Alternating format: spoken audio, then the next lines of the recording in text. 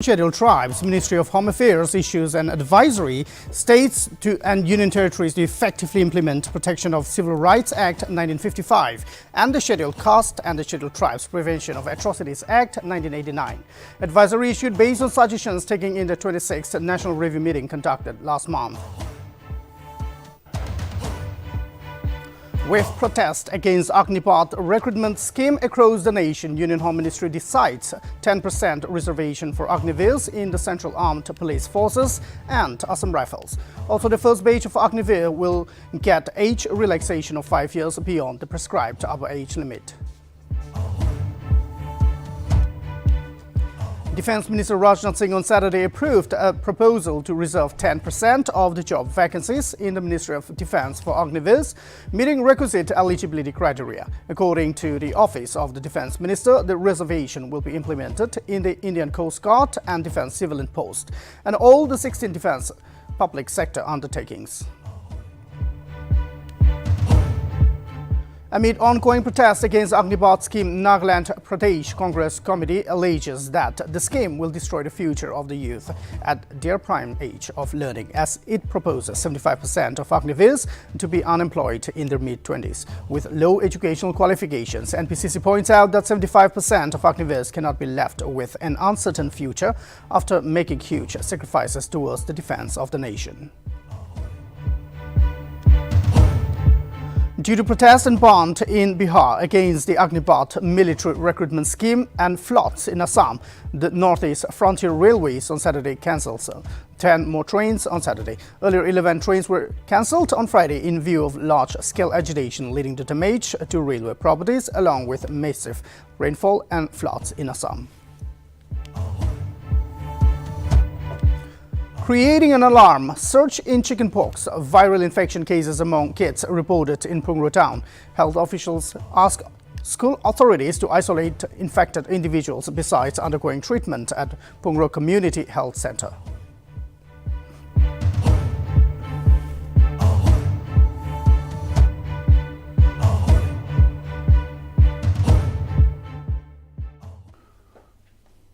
Hello and welcome to Nltv English Primetime. This is Chupenfung. Let's look at the stories in detail.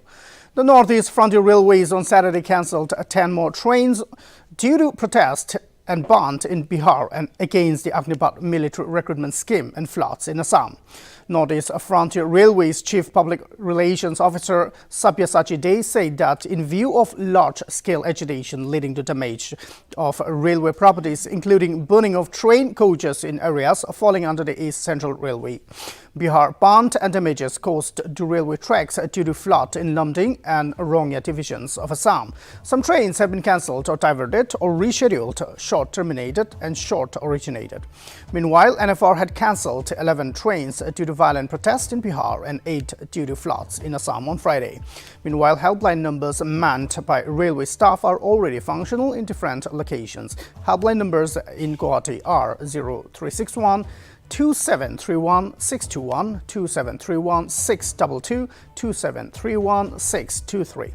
Notably, the trains which have been cancelled due to agitation includes 15909 Dibrugarh Lalkar Express 17 June, 12505 Kamakya Anand Vihar Express 17 June 2022, 15483 Alipurduar Junction Delhi Express 17 June, 15624 Kamakya Bhagat Ki Koti Express 17 June and 15623 Bhagat Ki Koti Express Kamakya Express on 21st June. It is to be mentioned that due to floods, Nalbari and Kokrapar station under Rongya division NFR have been damaged.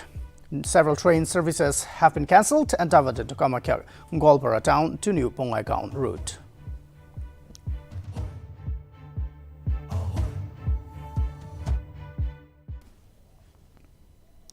Amid the ongoing Agnipath scheme protests, the Nagaland Pradesh Congress Committee issued a press release on Saturday against the scheme. NPCC alleged that the scheme will destroy the future of the youth at their prime age of learning, as it proposes 75% of Agniveers to be unemployed in their mid-20s with low educational qualifications. Moreover, the committee also stated that the intended benefits of around 12 lakhs cannot be termed as an adequate resource to sustain lifelong livelihood. It further noted that 75% of Agnipaths cannot be left with an uncertain future after making huge sacrifices towards the defense of the nation. NPCC alleged that the scheme exposes the BJP's inner mind's motive to bring the targeted population into backwardness and vulnerability to manipulate. NPCC further opposed to stand firm with the centre's decision and hinted out that until the government comes up with a better plan for the future of the youth and the Indian Army, Agnipath should be withdrawn instead of simply adopting a wait-and-watch policy.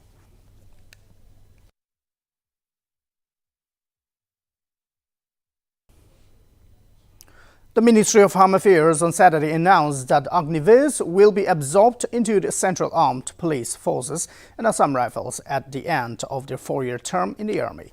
Notably, the first batch of Agnipaths will avail a further relaxation of 5 years beyond the upper age limit of 23, taking it to 28 years. The decision comes amid the raging protests that have broken out across the country against the scheme. For the recruitment in CAPF and Assam Rifles, Ministry of Home Affairs announced that age relaxation will be that of 3 years beyond the upper age limit to Agnipaths.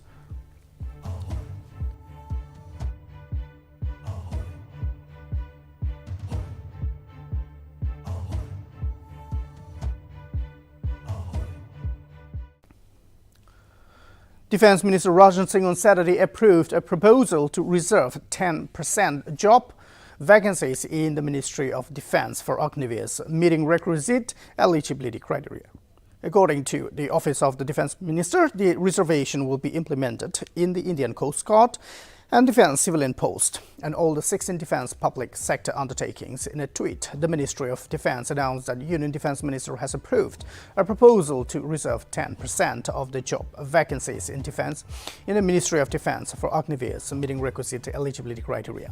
The 10% reservation will be implemented in the Indian Coast Guard and Defense Civilian Post and all the 16 defense public undertaking sectors. Their reservation would be in addition to the existing reservation for ex-servicemen.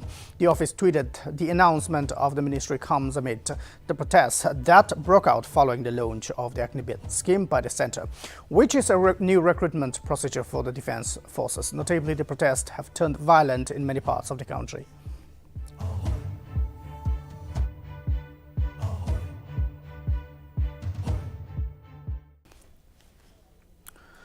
The Community Health Centre Punggol warned of increased spread of chickenpox viral infection at Punggol town, upon which a senior medical officer Punggol has asked school authorities to isolate infected individuals for 5 to 7 days. In addition, separate classroom arrangements are to be made for infected students appearing exams or assessment. Furthermore, school authorities have also been directed to advise infected students to undergo treatment at CHC Punggol.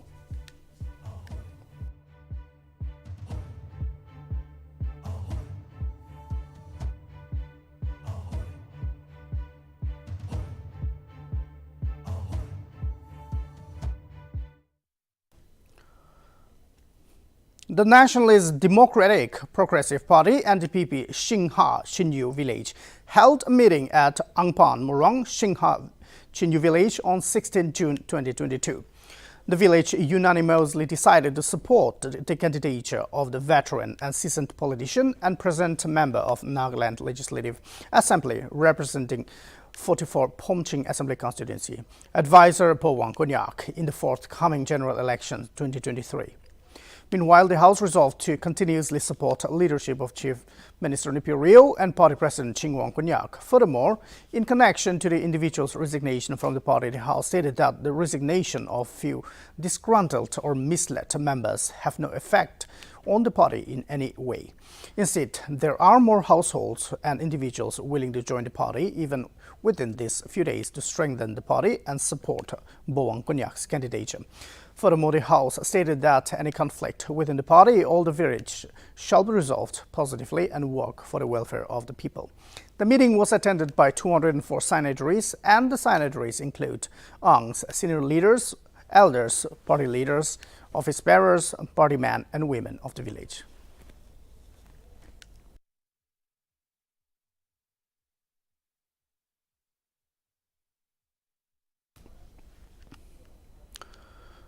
GHS upgradation to newly GHSS Pukupudo was inaugurated on 18 June by Advisor for School Education and CERT, K.D. Sukalo.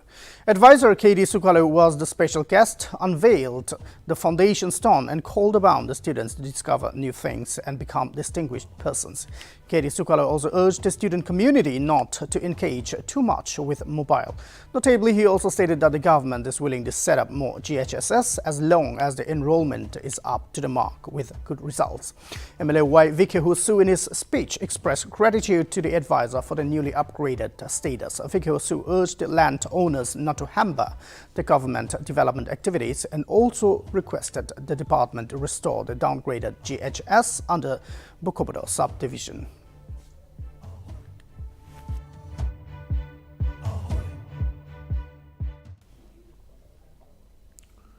A one-day free medical camp has been organized on Saturday by the Outreach Drop-In Center Kripa Foundation in collaboration with Urban Public Health Center at High School Junction, Kohima. Speaking to Nltv, President of Nagaland Medical College, Medical Council and Medical Office Kripa ODIC, Dr. Joyce Angami said that the camp has been long pending due to the pandemic. But finally, they could materialize and organize a camp for the community and the recovering substance users. Meanwhile, the center also provides counseling and consultation on health issues and creates a friendly environment for such group to come forward and avail the service. Meanwhile, a recovering drug addict and an outreach worker of Kripa, Ilato Kipa, shared his life testimony as to how he wasted his prime age of life getting hooked up with substance addiction at the age of 14. Kiba urged every parent and family members not to ignore any behavioral changes in their children and to come forward and avail the free services provided by the foundation if required. He said that instead of the stigma and discrimination, with the involvement of the community, parents and family, a new life can be given to any form of recovering substance users and control the spread of HIV and AIDS in the state, notably consultation on health issues, distribution of drugs, recovering substance addicts, and basic checkup has been conducted at the camp.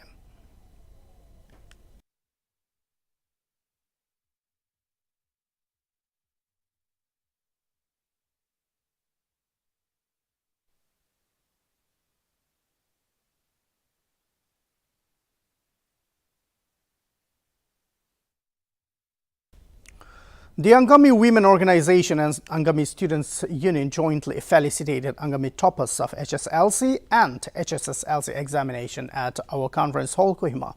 Reportedly, 2 of toppers were felicitated and awarded Certificate of Excellence to each one of them.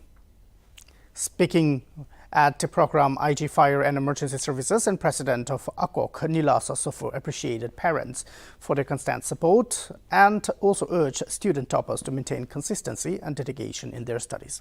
Meanwhile, the program was chaired by Education Secretary Asu Tefuria Tenio.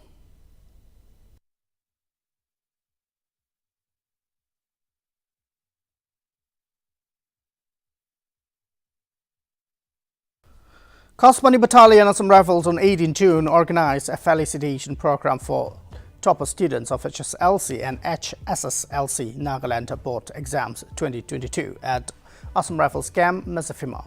A total of 7 girls and 3 boys who passed with distinction marks and above in the HSLC and HSLC Exams 2022 were felicitated. Dr. Alamin Laau, Professor VC as ASRT Nagaland University graced the program as the chief guest. Dr. Au also gave inspiring and motivational lecture to the students for their achievements.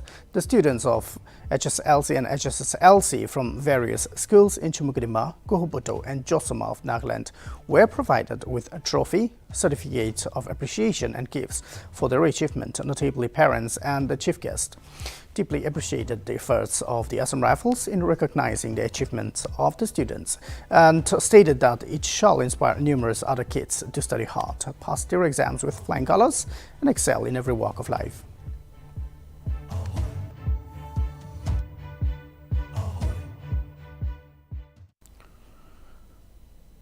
A 5-day film appreciation course conducted by the Film and Television Institute of India in collaboration with the Department of Information and Public Relations, Nagaland, culminated on 17 June 2022 at the Directorate of IPR, Kohima.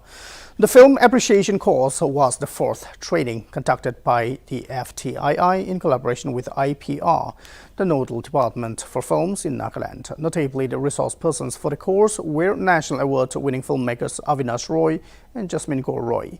Through the film appreciation course, the participants were taught to understand both the content and form of cinema.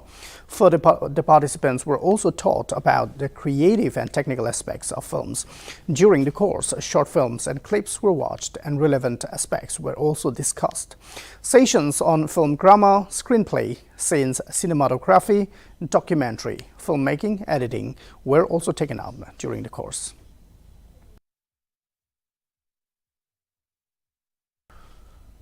Assam police apprehended one truck driver identified as Liton Sarkar and seized more than 100 kilograms of ganja from two dumper trucks at the Churaibari area in Assam's Korimganj district along the Assam-Tripura border. In charge of Churaibari Police Watch Post, Niranjan Das stated that the police team stopped two dumper trucks at the Churaibari area along the border which were coming from Tripura. Meanwhile, Das stated that during the checking, the police found a secret chamber inside one dumper truck. While moving towards to check the second dumper, the truck driver fled from the area. Furthermore, the police recovered 763 packets of ganja from one truck and recovered a total of 1,003 kilograms of ganja from both vehicles. A case has been registered and further investigation is underway.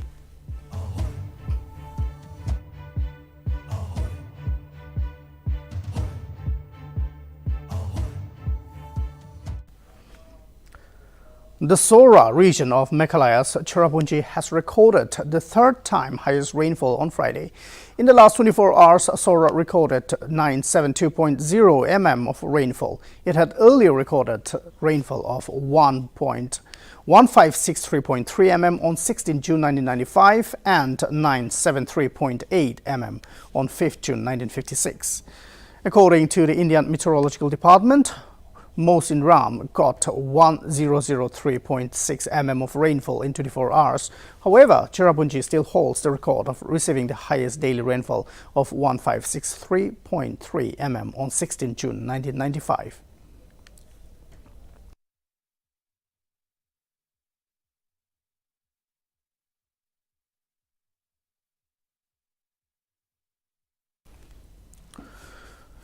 Indian Army's Gujarat Corps, in coordination with civil administration, has launched flood relief operations in Assam from Thursday. With the continuous incessant rainfall in various parts of Assam, engineers and medical staff for relief and rescue were mobilized in flood-affected districts of Baksa, Nalbari, Bajali, Darang, Damulpur, Hochai and Kamrup. Notably, the Indian Army columns, which were on standby, quickly reached Satikuchi village in Nalbari district and rescued 105 stranded locals. Meanwhile, as per the Assam State Disaster Management Authority, around 18.94 lakh people in 28 districts have been affected by the flood situation, while the overall death toll rose to 54.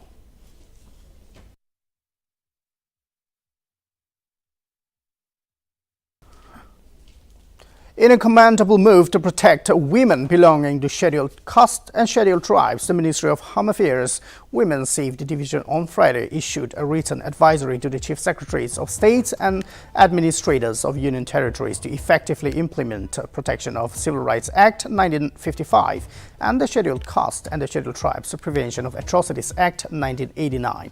The advisory was issued based on suggestions taken in the 26th National Review meeting conducted last month. In the advisory, the MHS said that the Union government attaches the highest importance to matters relating to the prevention of crime against women.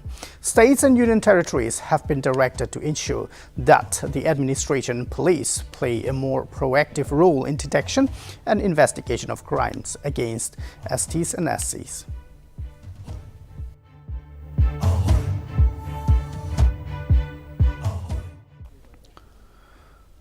The Congress party is all set to hold Satyagraha on Sunday at the Chandra Mandir in solidarity with the youth protesting against the central government's Agnipath recruitment schemes. All the MPs, Congress Working Committee members, All India Congress Committee office bearers are scheduled to participate in the protest. Notably, protests have broken out in various parts of the country against the new recruitment scheme in the armed forces.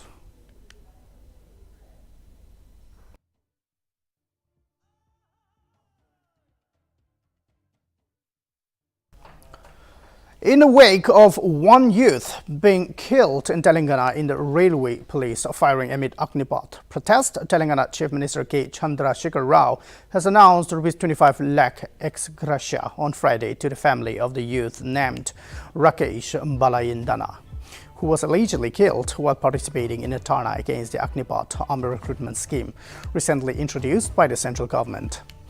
Taking to Twitter, Telangana Chief Minister's office posted that Chief Minister extended his deepest condolences to the family of Rakesh, who was victimized by the center's misguided policies. CMO further wrote that Rakesh's family will be given 25 lakh compensation and those eligible in the family will be given government jobs. As per their eligibility, Chief Minister Rao also expressed his condolences to the bereaved family members and regretted that Rakesh was killed due to the wrong policies pursued by the central government. Meanwhile, he clarified that the state government will protect the children of Telangana.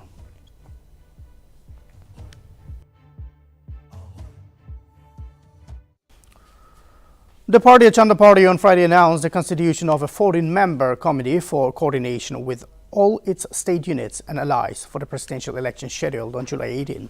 Notably, Union Minister Gajendra Shekhawat has been appointed as its convener.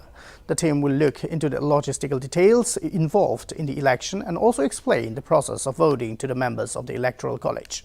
Meanwhile, BJP Chief J.P. Nadda and Union Defence Minister Rajnath Singh have begun the process of reaching out to opposition leaders to seek support for the NDS nominee who is yet to be named.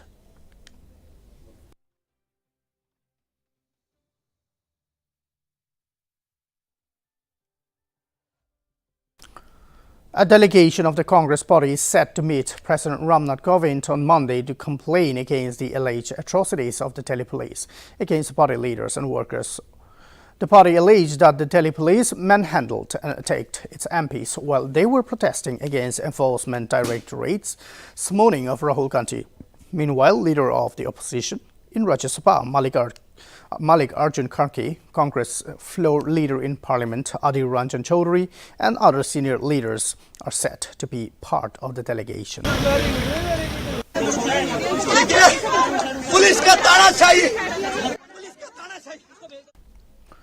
Retired Supreme Court Judge Ranjana Prakash Desai on Friday became the first women chairperson of the Press Council of India. Justice Desai's name for the post was recently cleared by a committee comprising of Vice President M. Venkaiah Naidu, Lok Sabha Speaker Om Birla and PCI member Prakash Dubey. Notably, 72-year-old Desai had recently headed the Delimitation Commission on Jammu and Kashmir, which was set up to redraw the assembly constituencies of the Union Territory.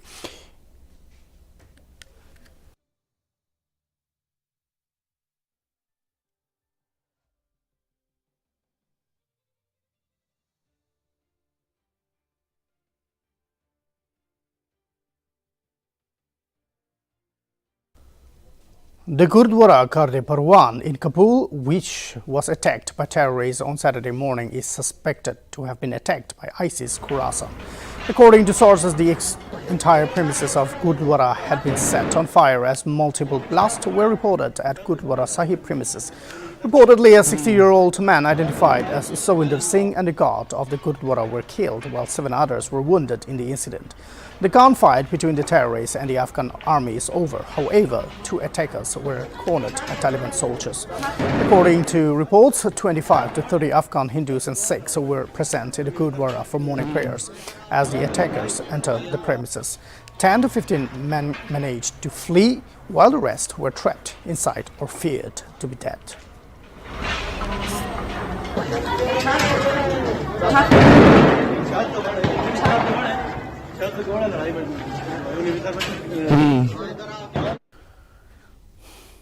And that's all for now. Thank you for watching Nagaland TV. This is Nltv signing off.